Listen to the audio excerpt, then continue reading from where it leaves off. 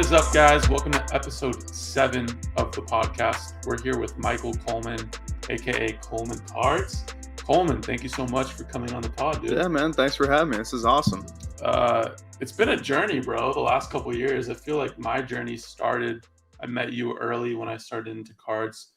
And it's been a crazy ride ever since, I feel like, right? Yeah. We were just talking about how I don't know that we first met at Bullpen Trade Night, but it was one of the first times that we met, if it wasn't the first time. Yeah, at a Trade Fest, I believe, was like the first time. It was very, very quick.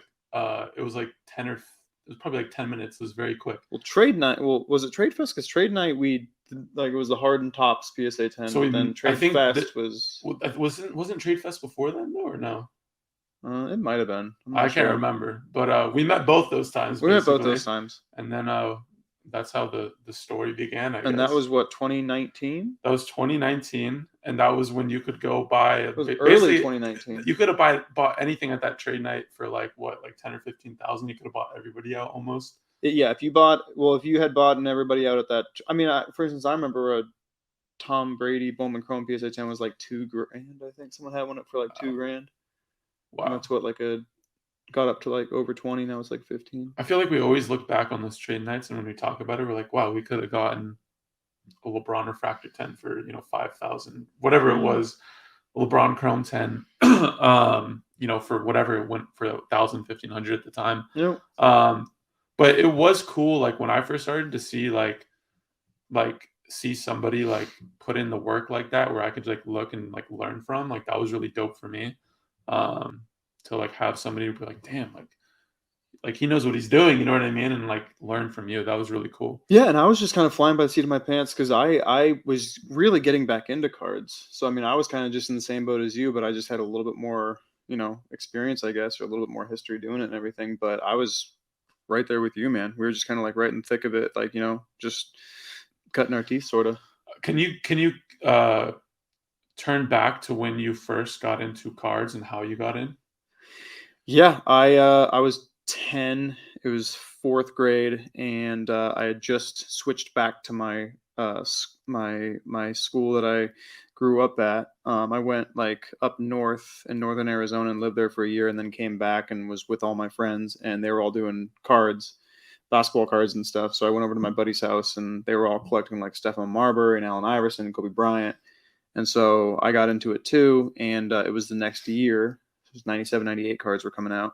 And so I was like, okay, well, I can't have one of those guys from 96, 97. So I went after Tracy McGrady, and that was my guy. And then I just started doing that. And, I'd get dominated in trades when I was like 11 years old over at their house. They would play this game where it was like you look in the Beckett and you look up the high value and the low value, but you have to take a guess at what the low value is. And everybody always knew what the high value was because we would just study the Beckett constantly, but nobody ever knew what the low value was. But they used to freaking, their older brother, Quinn, actually, he used to freaking scam me all the time by like memorizing the low values and then pretending like, oh yeah, nobody knows the low values. And then, okay, what do you think it is? Okay, I think it's this. And we bet a card. And like, he would just like take some of my nice, dude. Like I remember like, $40, $50 cards and stuff. Like, and I mean, that's when you're 11 years old. That's a lot of money. I mean, nowadays it's not, but like back then that was like probably the equivalent of like a $500 card or something. Did you ever think when you were younger that like you'd still be in cards the way you are today? No. It was something that I could never get rid of. Like I just always loved doing it. But like I feel like I tried to kick it a million times just because I was embarrassed by it, like telling people and girls and stuff like that. So I just always thought that it would just completely go away. But I took like hiatuses and stuff like that, but I always came back to it. Mostly just because I loved watching sports, loved basketball mostly. And so, I'd be watching games and also I'd be like, oh man, like this guy's doing really well. Ooh, I wonder what his cards are doing. Yeah. And so I'd like find cards again and then get back into it like that. So, yeah.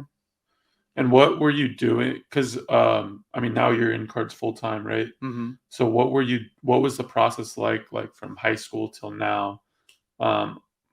What were your passions, kind of before you're into cards full time? Well, I mean, yeah. So I when I was like 13, I did like a John Casablancas like modeling and career center thing in Arizona, and I got really, and then I was doing school plays, so I got really into like, oh man, I want to like move from Arizona to LA and like pursue acting and Yep. stuff.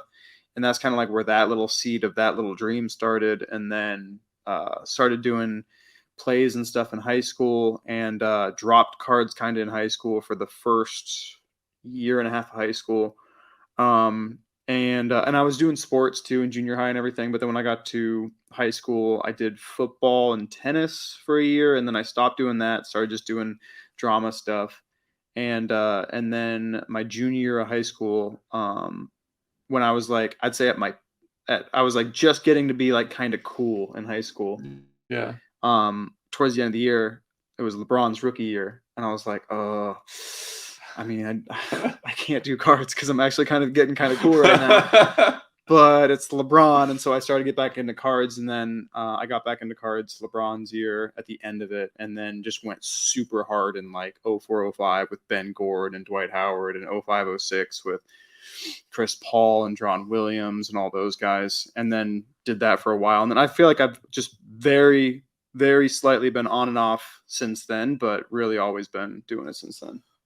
So you were bringing up in like high school, like cards like wasn't like cool, and wasn't like the thing you wanted to show people. But wasn't like in the 90s like when like people would like show off their baseball cards and stuff? Or is that like was that different from like kind of like your So period? what's funny is when I was in elementary school, this must have been first or second grade. There was an after school program that was like a sports cards after school program Wow. where some of the teachers would have boxes of baseball packs, and you could buy packs that had gum in them and stuff, and then you'd sit there and hang out with everybody and trade cards. Yeah. So it was literally something that was like encouraged, and maybe it was, I mean, but again, like you're in first or second grade, so like you have really no, I don't know if it's anything that's like cool or whatever. But yeah, it was. It was something, in the junk era that I'm sure, I don't know. I don't think so. because I Or don't know. maybe I it don't was think only it for baseball cards and not for like basketball. I don't know. I think like when it's something to do with like being cool, you can tell a girl about it, and the girl would be like, "Yeah, that's cool." But I don't ever remember a time growing up where I could Yo, tell a girl about I collect sports you want to cards. see my McGrady Do you, collection? let me just show all of them to you, and you tell me how excited you are. You want to see my PMGs? I mean, even now though, like you necessarily like can't do that, right? Like, Honestly, man, like now it's different because once people figure out that you're doing it full time, they automatically associate the fact that you're making enough money to pay all your bills yeah, and that you have some leftover money maybe for savings or whatever. You're yeah, able to support yourself just off of that. That's cool. yeah, That's cool. And I think we're in a time now where like alternative ways of making income are very cool.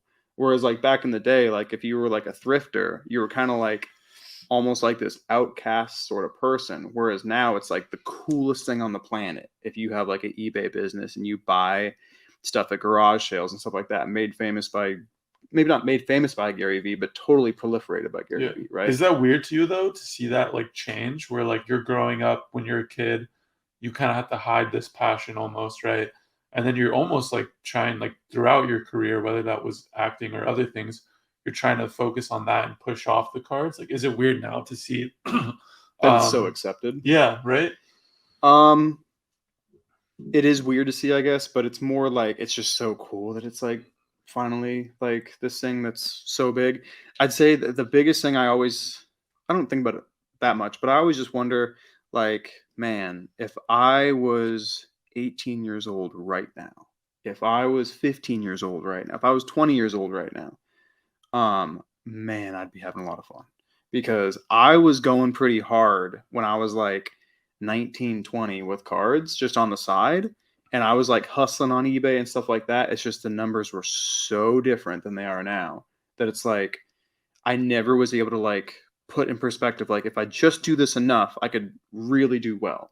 Whereas now when you see the numbers, it's just like, yeah, no brainer. Like if you Yeah, just work your ass off, you can probably do pretty well. yeah, So I always think about that because I see these kids that are like, just at card shows and they're like 14, 15, 18, 20, and they're just titans, dude. Like literally some of these dudes, like I take advice from, I look up to in ways like they're rock stars. And I wonder like if I was, if I was of that age, like how much more I would have been able to accomplish and stuff like that. But But you also have like tons of experience, right? Where like you understand like markets really well, I feel like, I understand versus different markets yeah. than what these kids like. I mean, for instance, like, So it's like there's a good and a bad that comes to it too, 100%. right? Like, there's a couple kids, obviously, like when I say this, like you already know who kind of comes Yeah. to mind, a couple of people Yep. and stuff, right?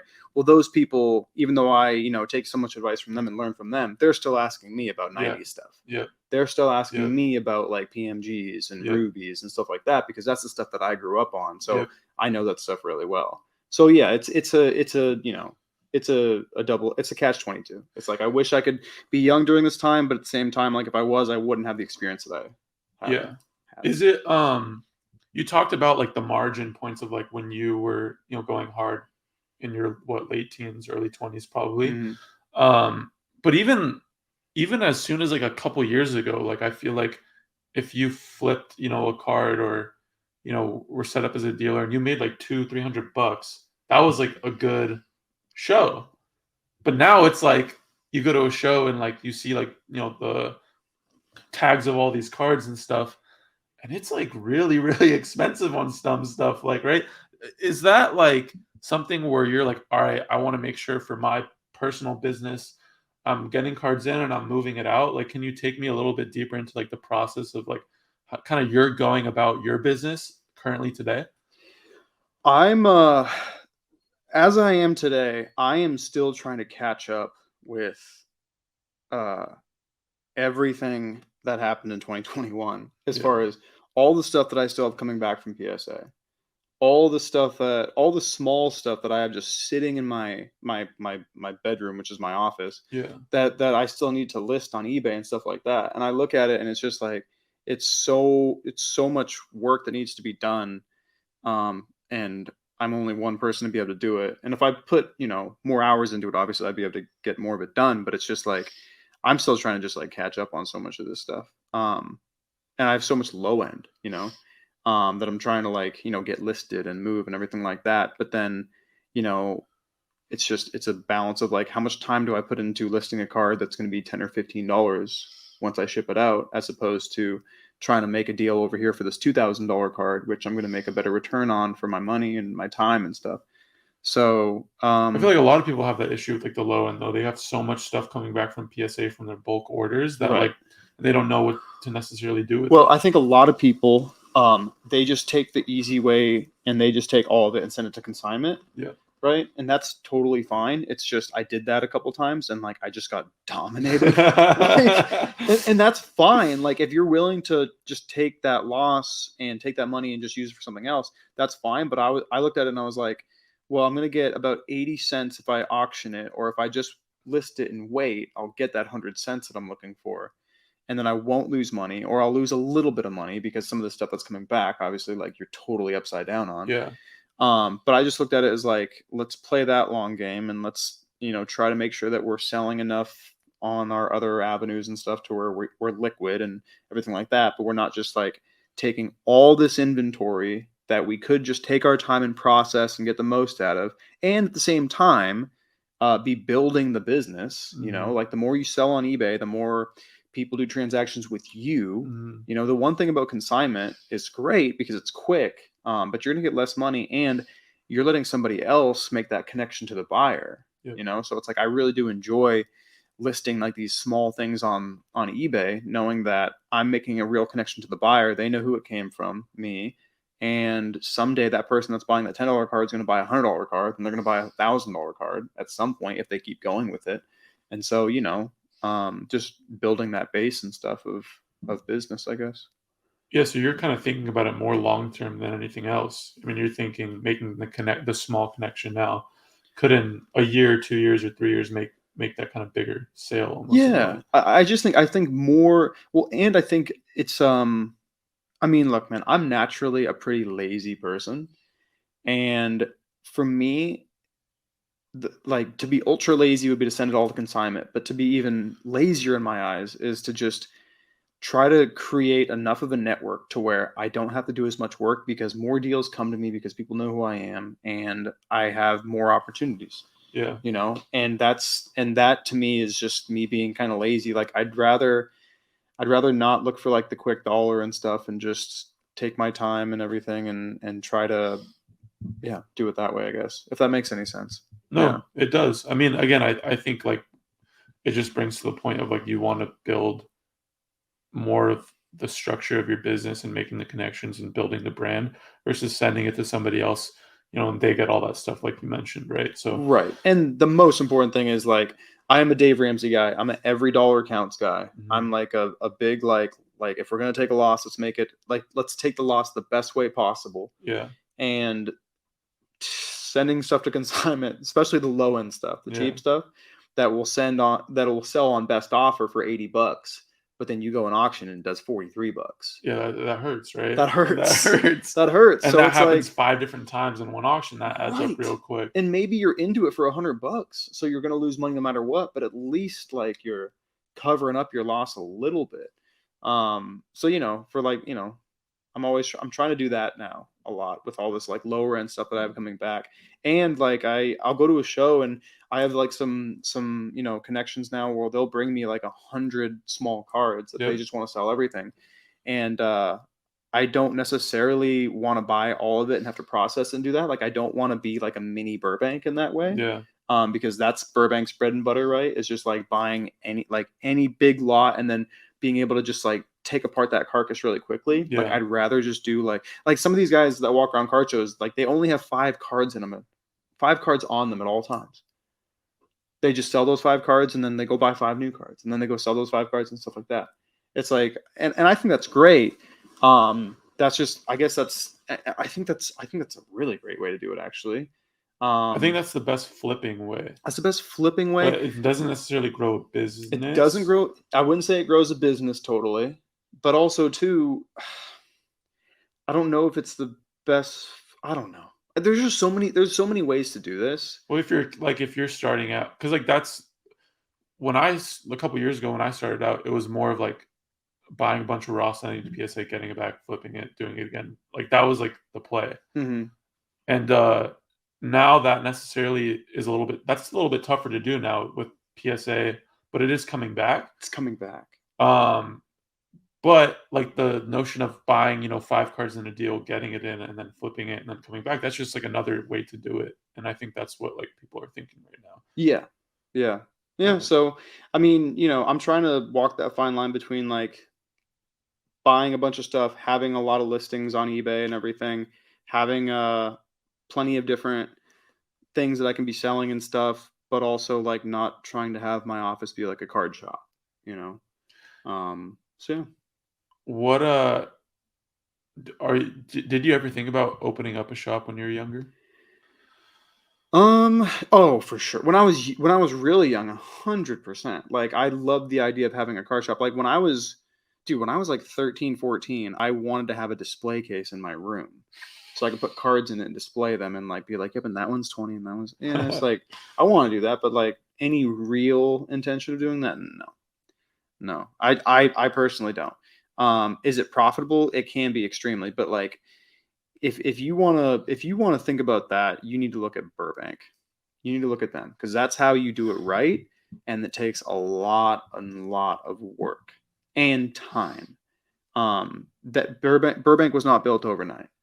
People just think that Burbank is like freaking, oh my gosh, because of like the hot market and stuff, like they just became this massive shop.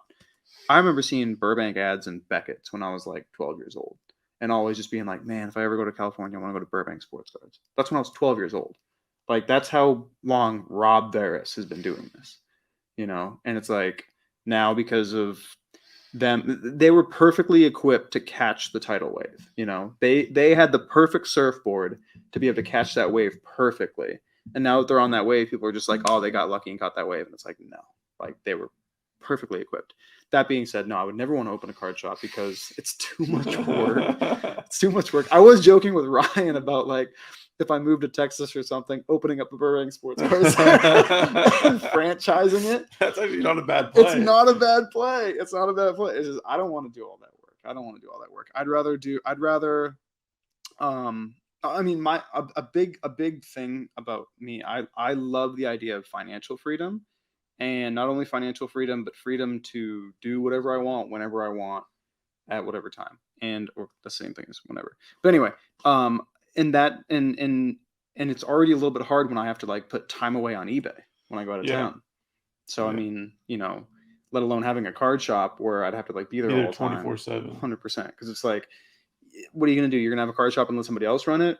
Guess what? Like if you're not in that shop running it, you know, the mice are gonna play.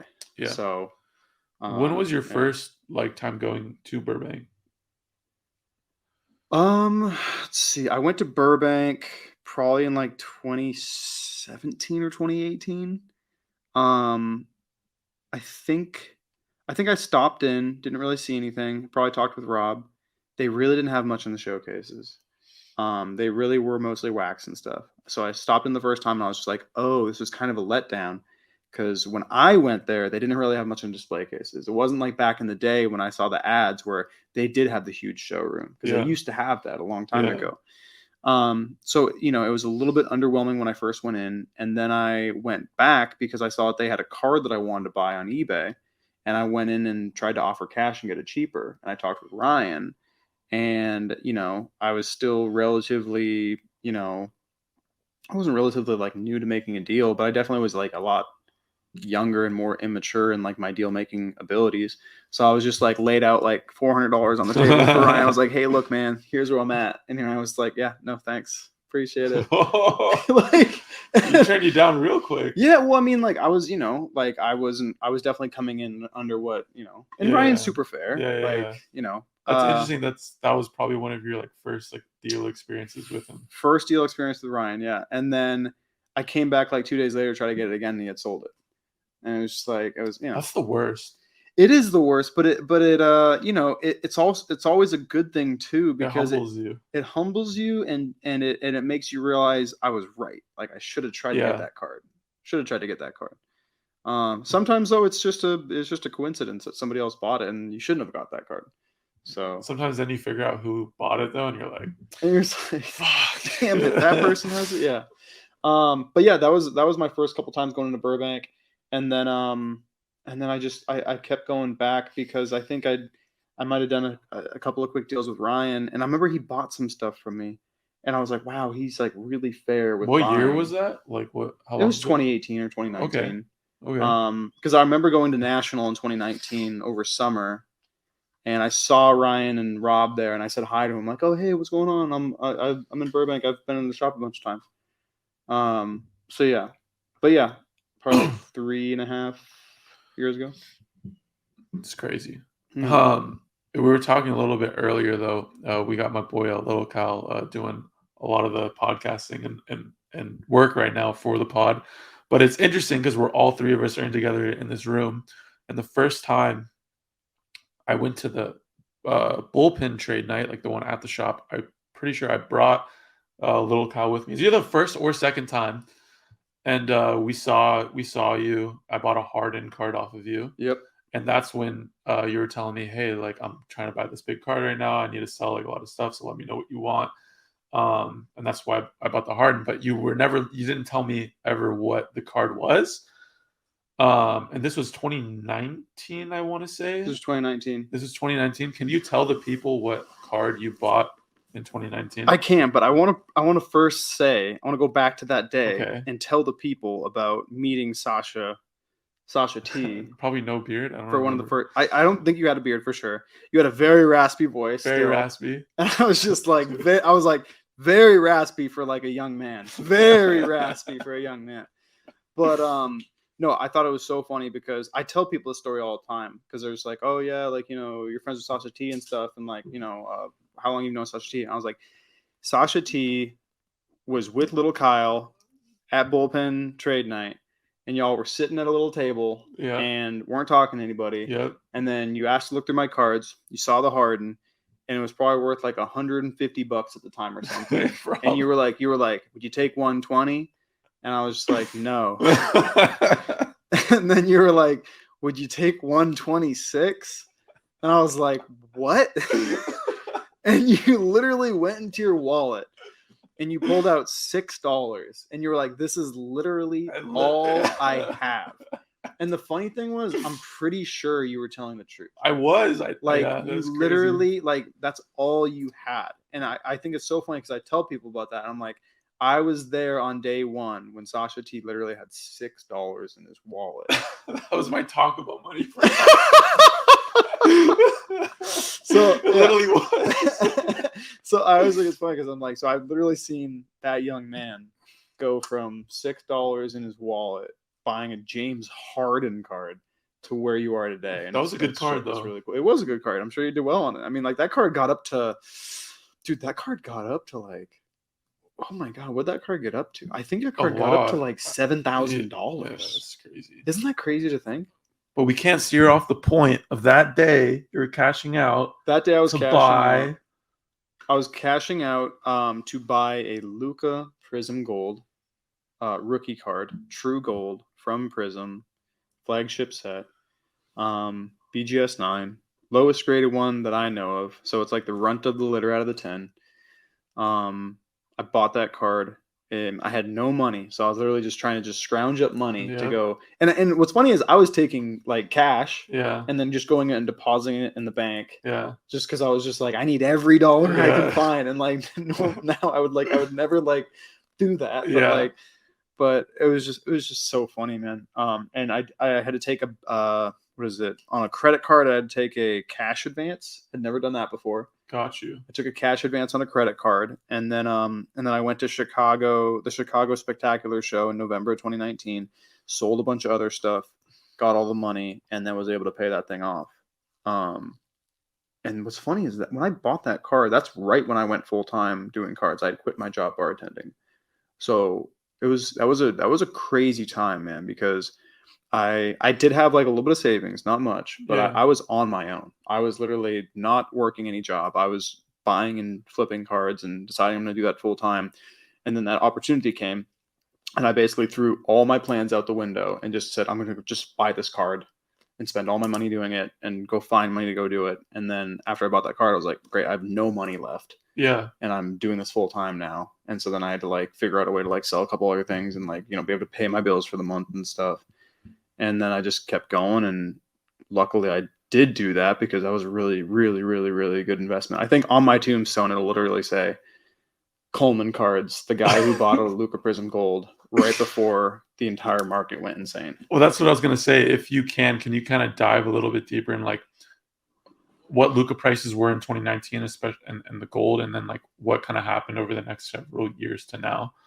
Yeah, so at the time, a Luka Prism base PSA 10 was probably, I don't know, $100. Maybe even less. They were on the way up. But like when I bought that card, Luka had came out in his second year. At the time, November 2019.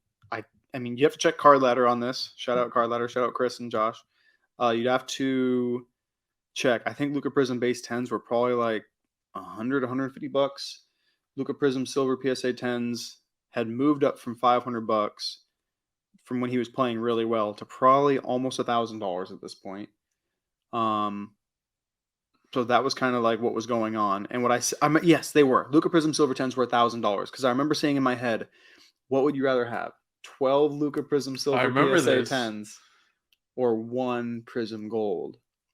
And I said, dude, like, no brainer. There's so many Luka Prism Silver 10s, like 12, like, and that's what I bought it for. I bought the Luka Prism Gold for $12,000.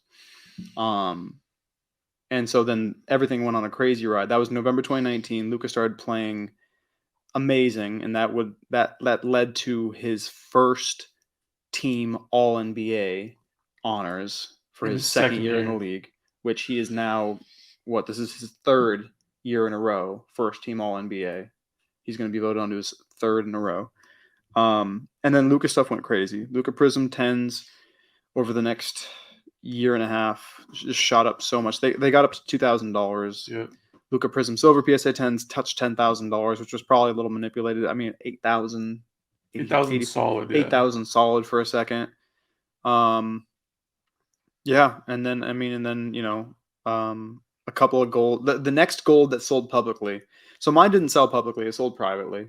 But mine was originally on eBay for 12,000 starting bid with a 16,000 buy it now. It had like 1 million watchers. I ended up being able to get the guy off of eBay. Got really lucky and was able to grab it. That was the last sale that I know about until one had sold publicly. And when one sold publicly, it was a PSA 10 that sold for $800,000. 2 years later, is that So fair to say? 2020, maybe 2021. 2021. Yeah, Q1 2021. Yep. So this The is massive peak. January-ish. So about a year and a half, actually. A year and a Okay. half after I bought mine. And you said it was a PSA 10. It was a PSA 10. But then another one sold for like 650,000. As a PSA 10. It was a PSA 10 about a month or two later. So those are two. If you guys don't know, golds are numbered to 10. So those are 2 copies basically out of the 10 sold. Yep. There's 4 PSA 10s. There's 4 PSA 10s. Is there any that haven't been hit yet? You know, I have a tracker, and so I do. Yeah, I've tracked most of them down. I'm almost positive there's 9 in the wild, possibly a 10th. There may be one left in packs, just because of the way that the population reports work. It looks like there's probably like 13 submissions, which doesn't make sense, obviously, but I would say that there's either one left in the wild in packs or there's none. And then the black is just that's another story. Like, we don't know what's going on with that. I mean, there's rumors that it's been pulled, and then Nobody's talking about it. Nobody's talking about it. The rumor, like the myth goes that some rich guy pulled it, but he also owns a ton of wax from 2018 Prism, so he doesn't want to say that he has it because it would drive down the price of wax, which I guess makes sense. But I just don't understand how you have that card and you don't somehow flex it a little bit. Like, it would, for me, that would take so much. I guess if you had that much money and you really didn't care about what, the Instagram community, sports card community, like, cares or anything like that. But it's so hard to imagine that you would not. I feel like if I pulled that card, I would literally just send it to auction. Oh, that's another thing, is that it hasn't been graded. So if the guy, it's not in the PSA or BGS population. So if that guy pulled it, he has it raw. That's weird. It's weird. Like, so to me, it doesn't make sense. But I have a trusted source that swears that it has been pulled. Okay, so that's weird. But like, let's say you pulled that card, or I pulled that card. If I pulled that card, I'd walk through it to PSA. Yeah. Then I would literally write to Golden or write to Brock. Yeah, write to Brock. And I say tell nobody. And that card would go for at least $5 million. I would say tell nobody who you got it from. Tell nobody, like, yeah, sell it. Nothing. Completely unanimous. Or completely anonymous. And just keep it simple. Yeah, from that aspect. Right? Absolutely. Set up a different bank account. I mean, that's a huge wire coming in. Make it go to a company that, I mean, that's a huge card. That's a huge card. That, I mean, like, you got to realize, like, there's multiple people out there that would spend $5 million on that card. And the people that would buy that card, they have so much money that they don't care. So I mean, that card, when that card does sell, because I feel like it has to at some point go publicly in auction. When that card does sell, like, it could go anywhere from $5 to $20 million. I know that sounds crazy, 20 million, but like, I don't know. It'll be, when that card sells, it'll be something that totally, it'll be one, because I mean, we're gonna have that over the next 10 years. Like, these cards that don't sell, that come up out of nowhere. Yeah. And then they're gonna be these new, like, comps that just totally reinvigorate the market and stuff like that. Not saying that, like, one comp like that can make low end go up, but it just, those type of headlines are what we had on the way up. And then you have this Luka Gold in your hands. You buy it for 12,000. Like, how do you turn down these offers across, along the way of, like, I'd assume you'd probably have gotten some pretty sizable offers. And, as a business, like, when you get that sort of stuff, I feel like it is very tempting to be like, yeah, like, this could change my life. This could change my business. Like, how do you go about, and what is your process like of keeping it so far? I've always, my biggest thing with holding that card is, growing up, I owned not so many, but I owned a lot of big cards. Like, I owned a Katie Exquisite 3-color patch. like his third year in the league when I was 22 and I was a broke college kid, and like I put every last like textbook dollar into it. 2,500 bucks I bought it for, Yeah. and the next year I needed money, so I sold it for 2,600. And then if I still had that card like over the last 2 years, like that would have been like 150, 200 with that type of patch, like in the provenance of that card, that patch, because there's big issues with those patches. I mean, there things like that. So I said with the Luca Prism Gold, I always told myself like, you know, you deserve to have a card that you believe in, that you believe is going to be a really big card someday, and just hold on to it and just see what happens, and don't sell it no matter what, no matter if it goes up, down, sideways, whatever. Just hold it, especially if you believe in the player, you believe in the product, you believe in it.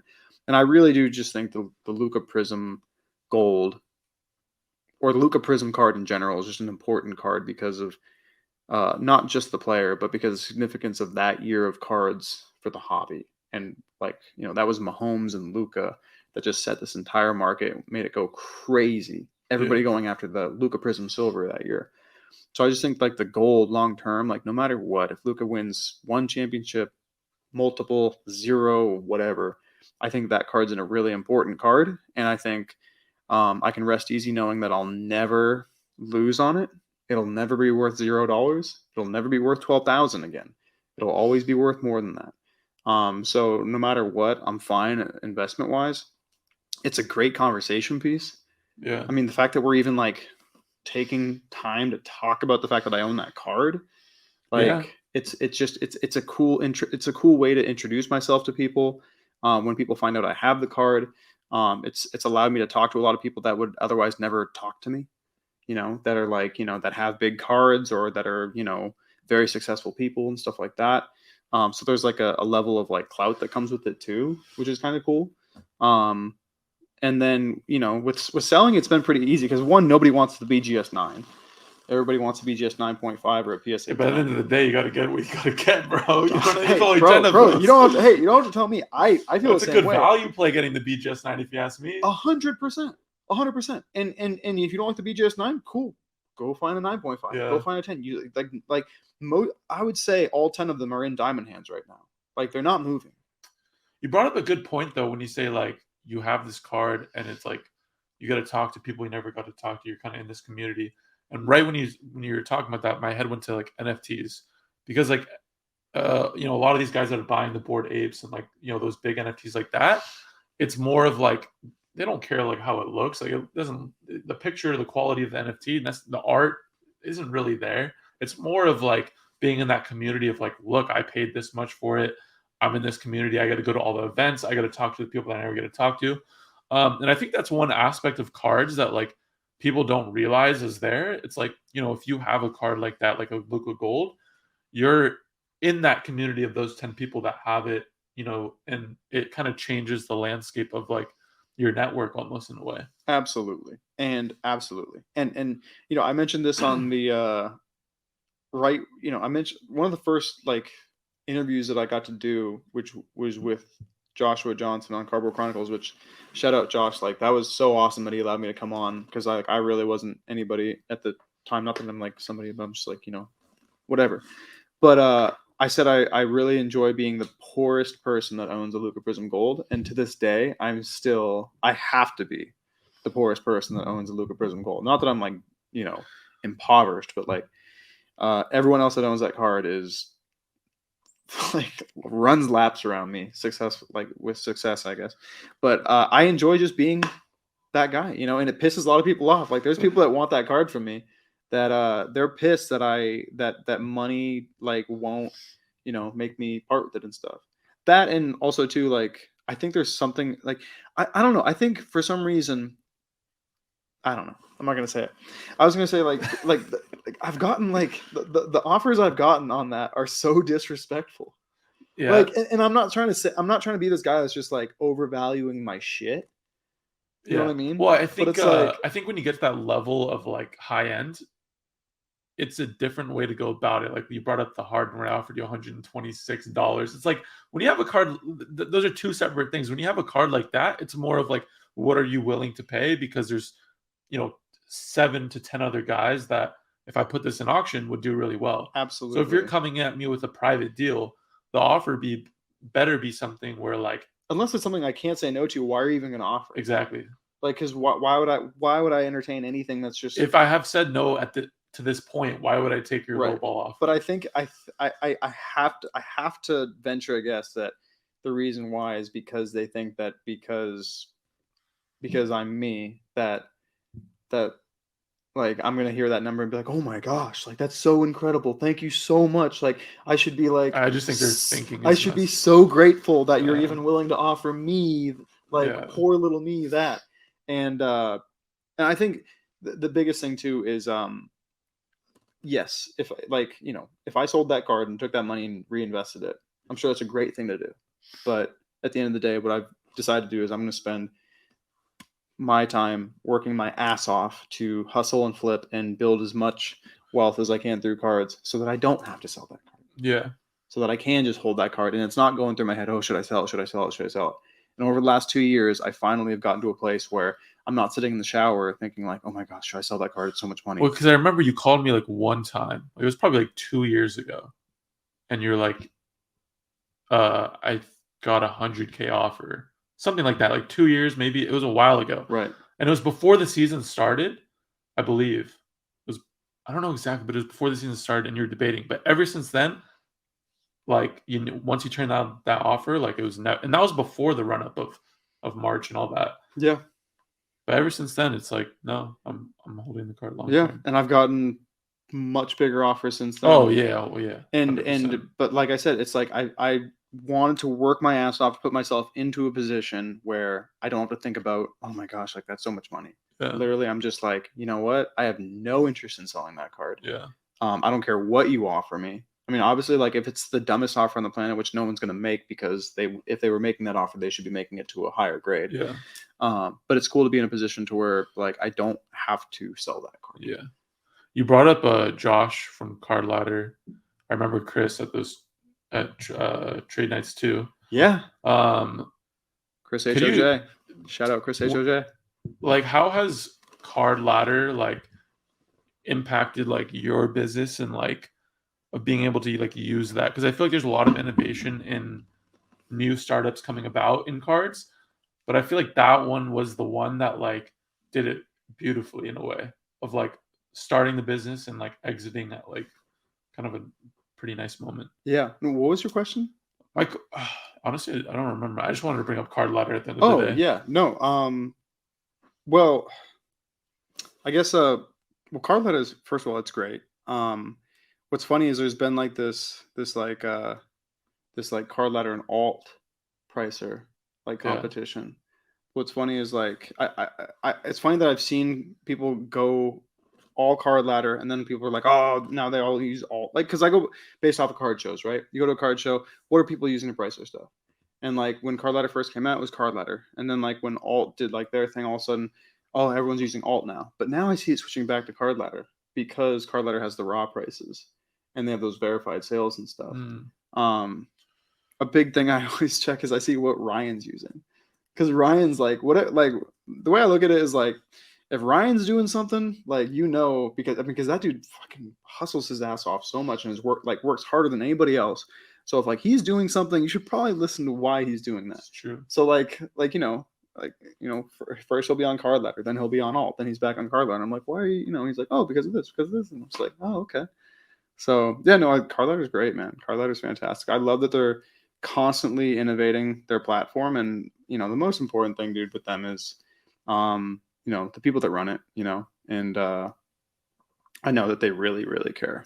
So it's cool. But I mean, they started that business like I want to say 2019, 2020, and they went in hardcore and they built something at the end of the day that never like at that time in the community and in the industry there was nothing like that. There No, was no like startup that would come in and like change the landscape almost of like an industry like from a consumer's perspective like that. And seeing Chris at early in those trainings and stuff, it was just cool to see like them being able to build something.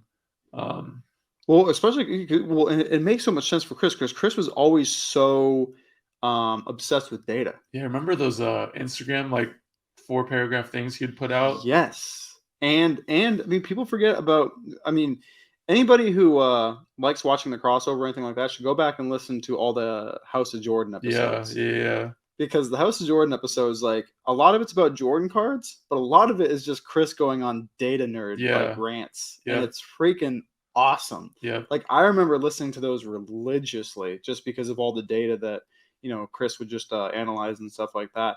But like you saw what he was doing with data then, and then his passion for cards, and then molding that into card ladder, and you're just like, oh, of course this is going to happen, like of course. And then again, like what I'm always so blown away with is when you're at a card show, and it's like people that have only been doing it for a couple months, and they're right. I mean, maybe they're not like perfect at it, but it's like they have all this information right at their fingertips that they would never normally have. And it makes it so much more accessible to be able to go to a card show and not worried about getting completely destroyed Yeah. because you actually have good data like on your phone. Well, and it literally used to be you'd have to type in the card on eBay, go to slow listings, and just literally just like look through. Where now it's just so dope to have that information literally like at your fingertips. Yeah. It's really cool to see. And with the slash through, it's like on eBay. I mean, it's not even that's Yeah, you don't. because Yeah, then you you have to go don't to know 130, and because then people see yeah. like 399 slasher. They're like, oh look, it sold for $400, and you're Awesome. like, no, you need to go to 130 point or something like that. And it's Yeah, like there's so many different ways, or you can just do everything right on card ladder, everything right on alt, and it just makes it so easy. I mean, it's just it really is incredible. It makes uh the speed of deals so much faster. So many more deals can happen, and so many more people can make deals. It's freaking awesome. how has how has your process been of like going to shows versus like spending time on auction houses? Has what have you been focusing more time on one versus the other, or I love going to shows for the reason that you can trade and for the reason that you can buy something and you're not setting a public comp. So I love doing that. And I just like I love that cards allows me to be able to travel and stuff. The auction houses, like I always think, I'm like, oh my gosh, there's so many great cards in this auction. I'm going to go after some of them.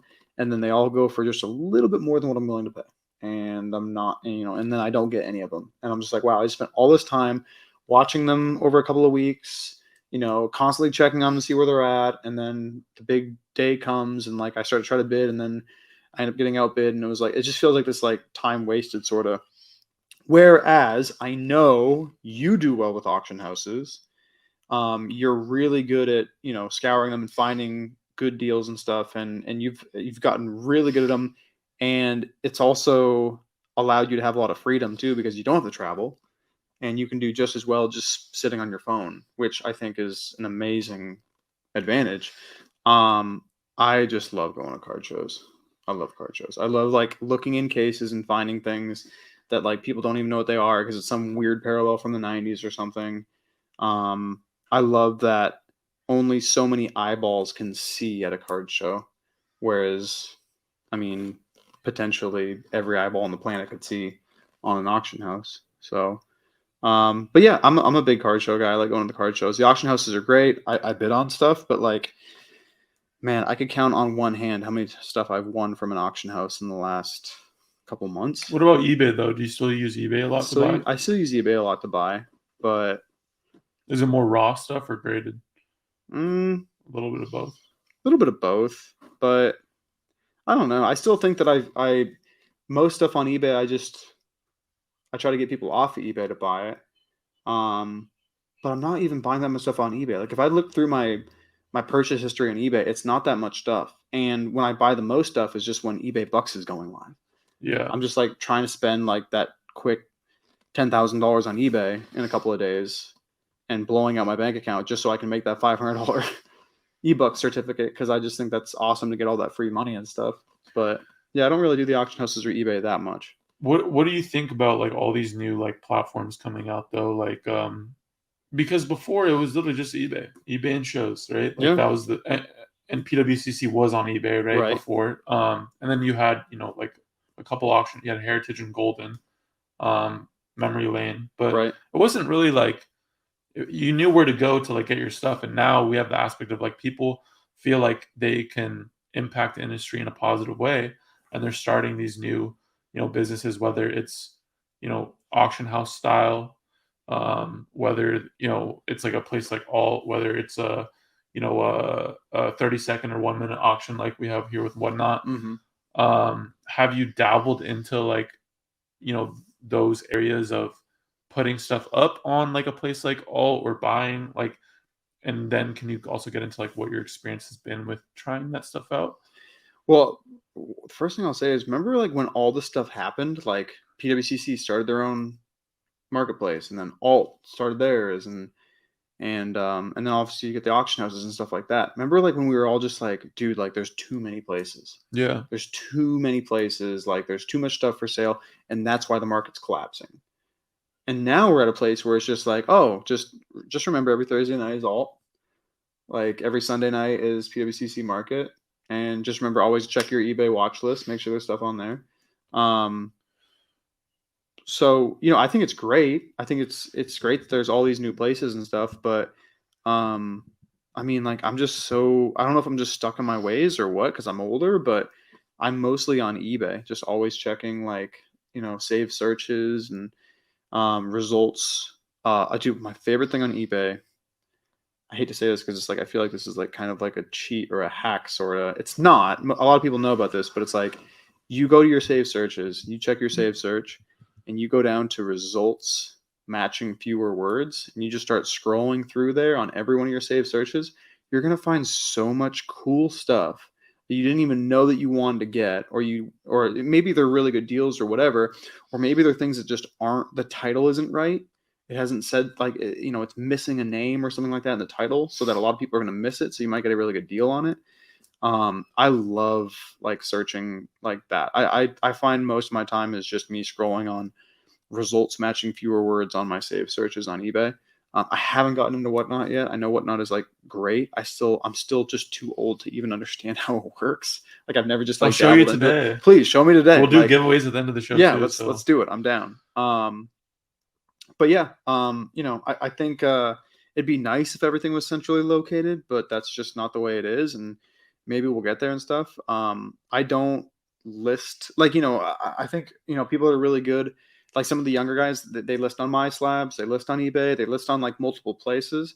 Me, that just kind of confuses me because I'm just like, okay, so if I sell on eBay, I have to like take it off of MySlabs, I got to take it off of this, take it off of that. I'm kind of just like I go old school, list all on eBay. I still think the most eyeballs are on eBay. I think Yeah.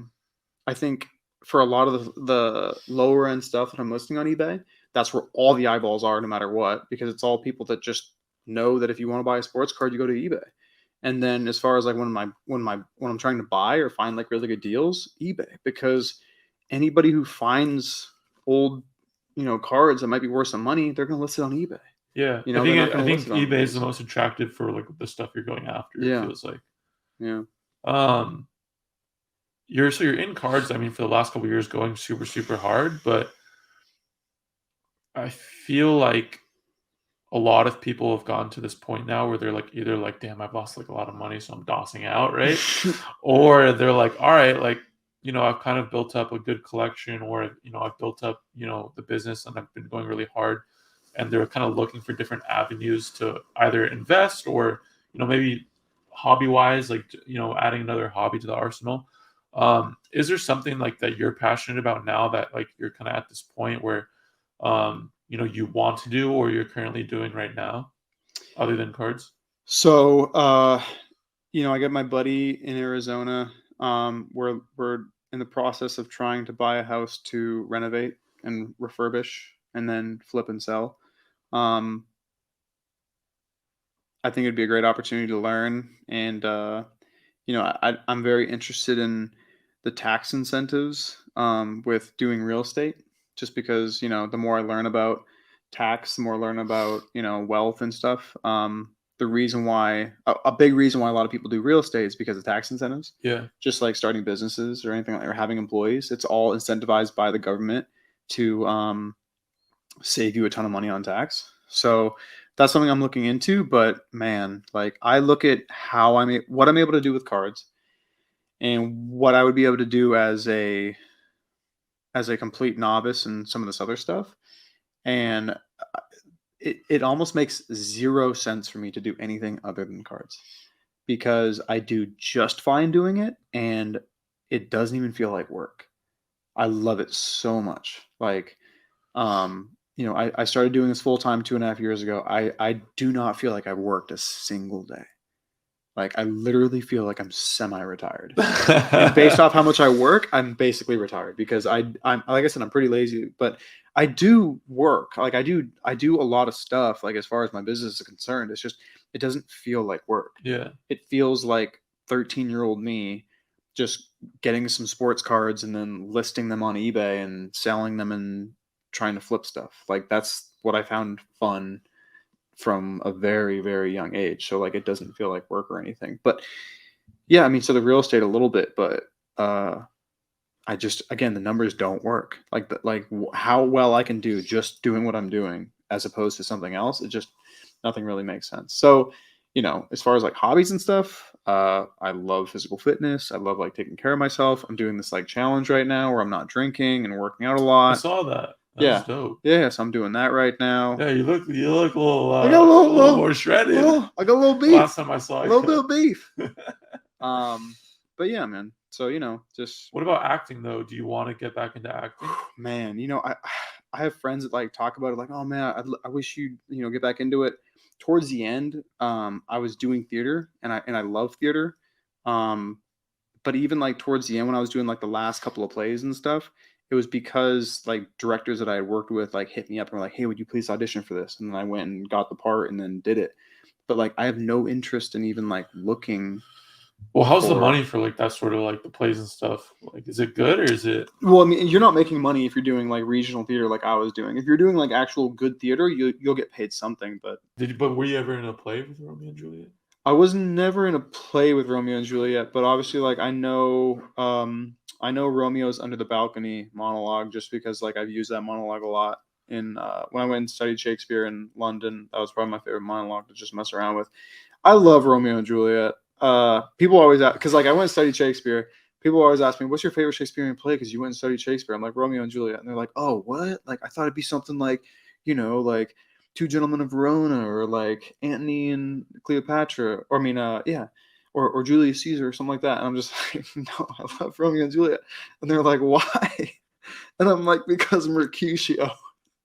And they're like, why? I'm like, because Mercutio is the ultimate bro, and I love stories about brothers. Like I just love like broing down. Like I'm all about Just a broing couple down. bros getting together. Just bros, dude. And Mercutio is like the ultimate bro, dude. I just love that dude.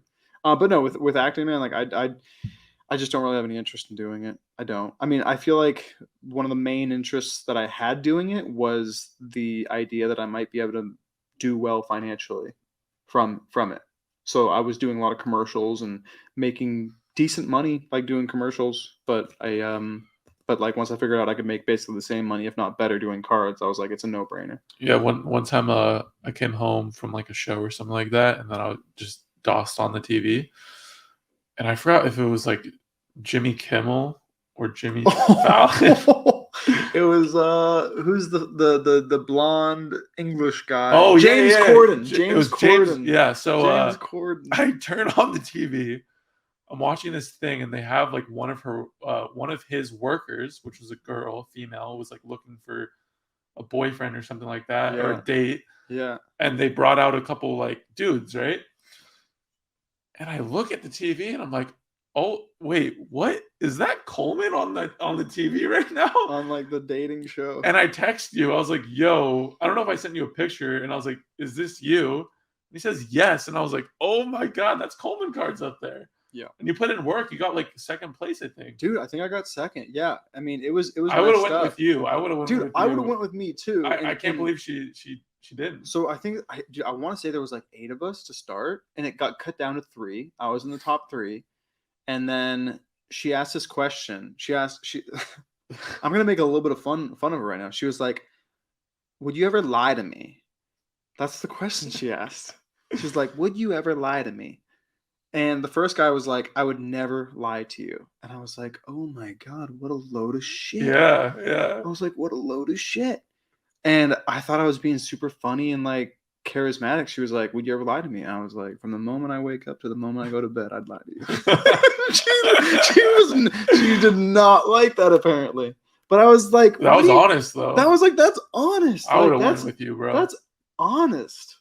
Yeah, she I mean, messed up. and not about like just constantly. I'm not trying to say like, "Oh, lie to women" or anything like that. I'm just saying like it's just funny. Hey, Like dude, wait, she could like have had a half of a Luca Prism Gold by now. yeah, man, she messed up, bro. She messed up. She messed up. She messed up. I will say though that like I was so surprised that I even made it that far because like the dudes that she picked, they were good looking dudes, and there was a lot of good looking dudes on that show. I felt like a fish out of water. Well, Like I always wanted to ask you, like, how did you get there? Like, how did that happen? my buddy, Gabe Hobson. Gabe, if you ever see this, shout out Gabe. He's one of my favorite human beings. He works in the industry, film industry, and he had a buddy who was a producer on the show, I think. And he was like, "Hey, my producer like needs some dudes like to do this thing. Would you want to do it?" It doesn't pay anything. I think it pays like a $25 Amazon gift card. That's it. Oh Yeah, my god. and I was like, "Sure, man, let's run it. Let's do it." For a $25 Amazon gift card. Bro. It's Do you think the other dudes were actors though too? Like, 100%. There were it oh, was all actors, and then I think they literally got like two dudes. They went to the Grove and literally just like brought two dudes. there was like two dudes. I think they were from like they were literally from somewhere in Africa, and they were they spoke perfect Yeah, English yeah, and stuff, yeah. but they were just like she's like, "Oh, where are y'all from? Africa? Oh, you're just here visiting? Oh, cool. You want to be on this show?" It was one of those Damn. things. It was one of those things. But yeah, that wasn't. I don't think that technically counts as an acting credit. But I was on TV I for thought you that. were Yeah. solid, bro. Thank you, bro. I don't know what Bro, I mean, happened with that honestly, chick. man, I'm proud, bro. I'm very proud of that moment. Very proud of that moment. Big moment. It's so funny though. I just like look up on the TV. I'm like, that's Coleman. But yeah, no acting in the foreseeable future. I don't think. Well, if you ever do a play, I'm down to Yeah, Dallas. man. No, for sure. I'll get the whole gang going. What do you think? What do you think? Like innovation wise, needs to because you talked about earlier, like the card market's becoming mainstream a little bit more than what it was a couple years ago. What do you think like needs to happen, like innovation wise, like community wise, just to push it forward even more? Like, what are your kind of thoughts or ideas that you might have? I mean, that's a Rob question for sure. Rob Veras would know, I'm sure. Like I mean, we asked him something along those lines, but yeah, I want to get your that's perspective. You know what I mean? Because you're going to shows all the time, right? You're like really in the thick of it as well, right? yeah. Um, That's a good question. I don't particularly know. Uh, I always pay attention to what people that are a lot smarter than me, that know a lot about the hobby and or are just smart people, have to say. And the Josh Lubers and the Rob Verises and the Chris HOJs and stuff like that. I kind of listen to them, and Chris has kind of been going on this thing about like the content side, about how like we need better content and everything, and I totally agree with that. That's gonna bring. It's just gonna. The more we make the sports card industry seem more of a legitimate asset class, like a real place to put money. I think that's what's going to grow it the best, and I think that as Chris HOJ was saying, that making really really on point, high quality, informative content is a way to do that. I think I'm sure Luber has a lot of great ideas with Fanatics.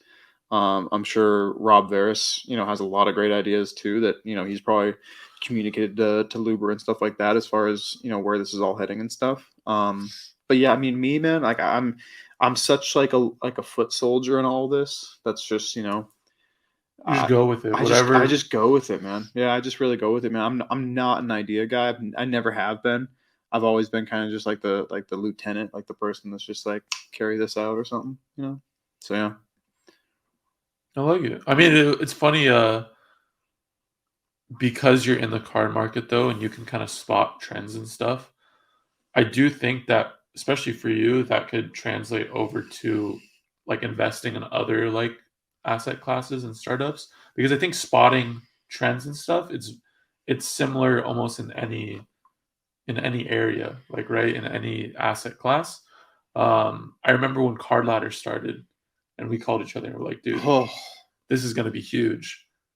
We even spotted that, and it was like, yeah. how can we invest? But it's like, That you know what one, I mean? it just seemed that one seemed so. Maybe I'm wrong, or I'm not giving myself any credit. It just seemed so glaring. It seemed like such a I think home it run. was glaring to the people that understood it, Yeah, right? yeah, yeah. I mean, and I hit up Chris, man. I hit him up multiple times, dude.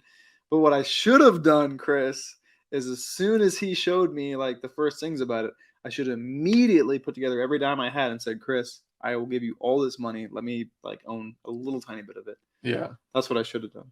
But yeah, I mean, as far as picking trends and stuff, I would say I'm again like proficient, not really great. I mean, people that I've seen that are really great at that type of stuff. Will, the autograph guy, like he's really great at that. He's an OG. He's an OG. I remember I subbed with him Yeah, first. summertime cards. Yeah. Anthony Summerlin. I mean, like he's really great at spotting stuff like that. I mean, he was on NFTs. Same with Putnam cards. He was really on NFTs and stuff. But I think Anthony is even more well-rounded. Like it just seems like he just sees so many different areas. Dennis, too legit to quit. I feel like he's a guy that can really spot stuff. And honestly, man, like for me, it's almost like I just kind of like listen to other people, man. I listen to people that I think are really smart, and but I also like obviously trust my gut too. I trust my gut absolutely, and everything like that. What goes into that though? Like when you're making like a big play, card wise, like what are some of the steps you take to be able to feel good about your decision? Well, lately, man, like the biggest real play that I've made in like the last like 6 to 12 months, I'd say, is in August of last year, I bought this Michael Jordan Grail, this EX 2001 Essential Credentials feature out of 72 PSA 6 on Premier Auction, and I paid a slightly record price for it. But the feeling that I had was it's just a tremendous card. The Jordan Grails from the 90s are just getting harder and harder to find. You see some of these prices on some of these young guys and stuff. And personally, I just love the card. It was a card that like I was very happy to just own it. And, I just had a good feeling that it was a safe investment. And even if it didn't really go up that much over time, it would just be a safe place to put some money. And then I ended up actually moving out of that over I think last month I moved out of that. Early in March, I moved out of it, and I did really, really well on it. But I think what goes into that decision, usually one, it's a card that I would just love to own. It's very like we talk about F1 and stuff. Like I have no connection to it. I don't have any connection to it. Baseball, I have no connection to. If it's a Mickey Mantle card or something, sure, like a Mickey Mantle rookie card, sure. But I just have no connection. So I have to have a connection to it. It's got to be something that I would really love to own. And then beyond that, I love when it's something that doesn't sell a lot. I was just talking to you today about like, spending like the crazy amounts of money that's being spent on cards now. Like I do not feel confident spending $100,000 on a card that sells once a month. That every Premier auction there's one of them. Yeah. Every Golden auction there's one of them. I love the stuff that literally just it doesn't come up for a couple of years and stuff. I think you have the collector perspective, right? And I think that's what makes you so good as a dealer, because you understand what the collector wants in a way, because you are one. So it's like if you're in your head, you're like, I want this card, that aligns perfectly for what the collector wants. You know what I mean? Right. Absolutely. No, absolutely. And yeah, and it's hard to get those cards, man. And it's hard to get the those. beauty thing is like really the everyday collector probably it would be tough for them, but because you created your network, you're able to kind of maneuver and find those different cards that the everyday consumer wouldn't be able to, and then you can provide that asset to them. Yeah, it's kind of cool in the way. Like it is like in moving that Jordan that I bought too, like I kind of kicked myself in the butt for doing it. I do wish I had it back, but I did really well on it, and I moved it to a collector that I love. I love this man. That's a good feeling. Yeah, I love the person that I moved it to. I know that they're gonna cherish it, and I was happy to be the person to help him get it. Yeah. And I was also handsomely taken care of for it. So it was like, That's not bad. it was a fantastic situation. But yeah, it's nice to I like that. Like I like dealing in things that I believe in and that I feel like are assets for other people. You know, like we've mentioned like before, we help other people make money. Do you do you feel like the word dealer is outdated? How so?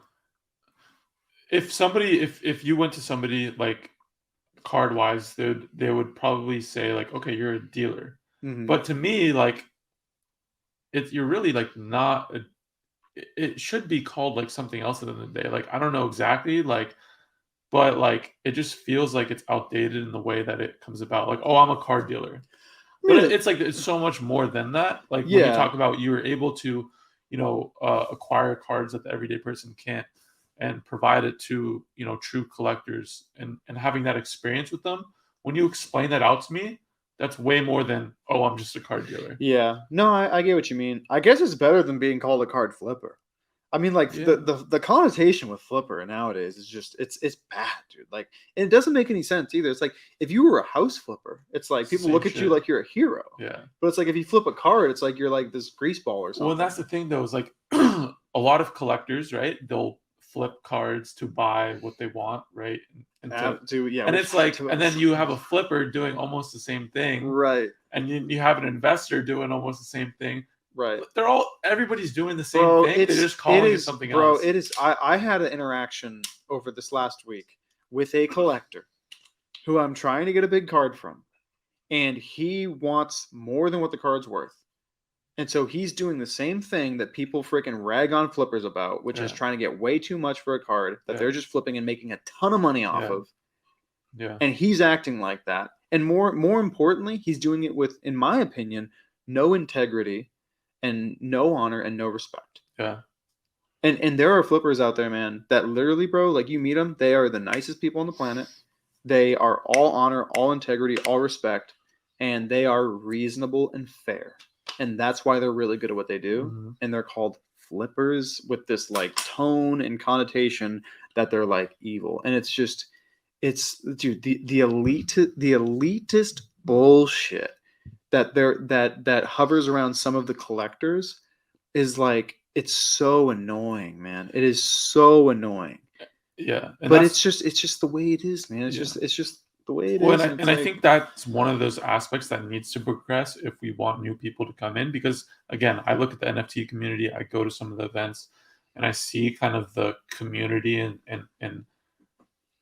how people kind of move around within there, and I see like the positivity, and whether you are a true collector of the asset, whether you are flipping, like it is more of like a, we want to bring people in, so we're trying to be, we're open to whatever, right? We're positive to whatever, we're accepting to whatever, um, and I think that's something that as we go along, and if you want to really be, an asset class in general, that needs to happen, um, because you don't want somebody's experience being going to a show or going to a card event being a negative one. Um, you don't want to hear, oh yeah, like, whether it's collectors don't like these people or this person doesn't like, you don't want to hear that. You want to hear, this is an amazing community to be a part of. You're able to meet people that have like ideas and agreements as you, and like the same things, and just join a really cool community. absolutely, man. And I think it just starts with everybody just taking, inventory of themselves and just being the best possible, most honorable, fair person to deal with. It doesn't mean freaking like going out and just getting robbed. Yeah, and it doesn't mean like you don't. And that's the other thing. People are so, and I mentioned this last time. People are so scared to make a mistake that it's like they can't like move, like, right. They Yeah. can't go around and do the things they want to do.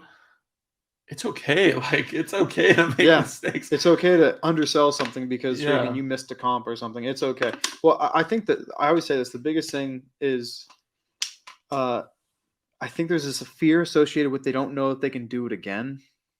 Yeah. Like if you just like, and dude, I still feel it every single day. Like sometimes when I feel like I undersell something, I'm like, oh my gosh, like, oh, and but I get it too. yeah, Yeah. but that fear is this idea that like I'm not going to be able to do it again. Like Yeah. if I didn't do it right there, I needed every last dollar I could because maybe I can't do this again. Yeah. But it's like if you just trust that, like as long as you're a fair and honorable person to deal with and stuff, you're gonna find other opportunities. You're gonna do fine, and everyone's gonna be happy. And more importantly, man, like you're gonna have a reputation of somebody that is easy to work with, and then people are gonna want to do more deals with you and stuff. Dude, I'm always so freaking surprised. I'm often blown away by when I walk into Burbank Sports Cards and I do a deal with Ryan, and I see how fair he is. Like Especially for a card shop. for a card shop. You walk into some card shops, it's rough. It's rough. even up to a dealer booth, Yeah. or talking to a collector. I mean, it blows me away, man. Like, and he doesn't have to be. No. He does not have to be, No. but he is. And dude, like, that's why like I find myself sometimes not going to any card shows, and I'll just hang out at my apartment and go to Burbank 4 times a week, and just put my name on the list and go do a deal with Ryan, because it's so quick, it's so easy. I get what I want, I move what I want, and there's no bullshit. So I like it. I think it's giveaway time. let's give away some stuff. Let's do it. All right, we got 3 giveaways today. We got 2 slabs and 1 wax product. Coleman, this is going to be your first time experiencing Whatnot, which is cool. Do you have the Whatnot app downloaded, Coleman? Nope, but I will. Man. No, I will. You don't have to do it now. Okay, but we'll get. I might actually. Let me see. I may have downloaded it and just been like, "What is this?" And then just. Somebody said there's a Raising Cane's in Burbank now. Are you the owners? Oh my god, is there really? I guess there is. We gotta hit it. Actually, no, I can't right now. I mean, a couple. Somebody weeks said this was great, Coleman. It was nice to meet you in Arizona last month. JC Cards. Okay. JCS Cards. I don't recall, but if I saw the face, I guarantee JCS, I would know exactly who you are. That Arizona show was great. I'm guessing there's a good chance he might be a Suns collector because I ran into like 3 or 4 of them. Cool. All right, the first card we're going to give away is a Ben Roethlisberger Score 2004 PSA 9. So you can't see the camera on here because Kyle's recording, but we draw the winner, and then it draws the winner for you. Oh, sweet. Yeah. That's the winner. That is the winner. Nice. HTTR 3621. There you go. Bang. Bang. Ben Roethlisberger. Sweet. He retired, but okay. Now this is a card that probably got subbed a lot when we were subbing stuff a lot to PSA. For sure. Colby White Panini Select 2019 PSA 9. I'm gonna bet this card came from First Off the Line John. No, I'm kidding. I don't know. He went hard on Colby White stuff, so I'm Did he? making a joke. Yeah, but First Off the Line John, shout out John. Dude's on his honeymoon right now in Hawaii. Great guy in the hobby. All right, let's see who won. JJJWWWPPP. That's their username. Congrats. On Whatnot? Congrats. Yeah. JWP times 3. Congrats. JWP. Oh, here he is. Yo, yo, yo. And our last giveaway. Star Wars Signature Series. What is it? One auto is there in there? 1 encased autograph per box. That's kind of cool. That is very cool. So you could hit like could you hit a Harrison Ford auto? I'd assume. That'd be huge. I'd assume. Here we go. Pin item for giveaway. A lot of entries in this one. People want it. This is the last giveaway of the night. Or of the day. It's only like, what is it? Like 12 o'clock? Coleman. Question for you, Coleman, from the chat. Coleman, if you had capital, who would you invest in right now? LeBron. I mean, I'd consider it. LeBron stuff seems really cheap. It's down a lot. I'm a believer in LeBron stuff over the next couple of years for what it's priced at right now, but I could be totally wrong. So If I really, really knew the answer, I wouldn't tell anybody. But that's what my gut would say. All right, here we go. Draw winner. Chris Pause 112792. Congrats, you got the box of Star Wars. Hopefully you hit a dope auto. And that's all the giveaways for the night. And yeah, Congrats. Coleman, that was dope. Dude, thank you so much for having me on. That was a fun time. This was awesome. It was good to have have you on, and Oh, kind of felt like old times again. Hell You know yeah, what I man. mean? Hell yeah. Guys, if you're watching on YouTube, thank you so much. Make sure you like, subscribe, and leave a comment below. If you're listening on Spotify or Apple Podcasts, thank you guys so much. Make sure you leave a review. That'd be amazing. And if you're watching on the live stream, that was dope. Again, we always bring questions in from the live stream, so keep asking questions for our guests, as well as we're going to keep doing giveaways. So hopefully, if you didn't win anything today, you'll win something in the future. But anyways, guys, thank you so much, and I'll see you guys very, very soon.